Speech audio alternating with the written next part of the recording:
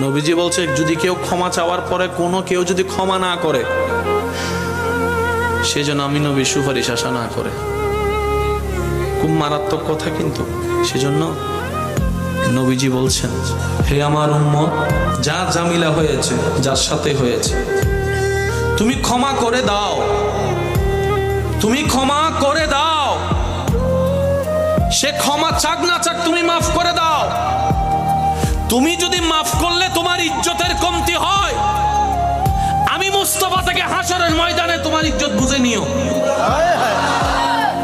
বিশ্বাস করেন, প্রতিশোধের যতটুকু শান্তি, তার চাইতে বড় শান্তি হচ্ছে মাফ করে দেওয়া।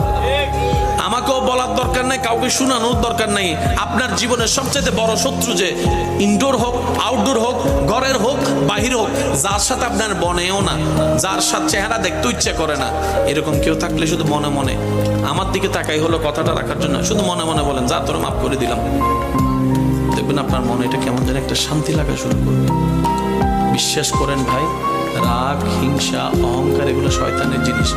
এগুলো নিয়ে কেউ শান্তিতে থাকতে পারে নাই। হারালেই জিতা যায় না, হারালেই। অনেকে আছে কই মামলা করছে, আমি কি হারবো নাকি? দরকার হলে 10 কানি যা জমি আছে এগুলো সব বিক্রি করে দিব, তারপরেও জিতে লাগবে। আপনি 10 কানি জায়গা শেষ করে আপনি জিতে গেলেন, এবার আপনার আছে কি? এবার আপনার ছেলে মেয়েরাই তো আপনার 14 গোষ্ঠী দোয়াই ফেলবে। বাস্তব যেটা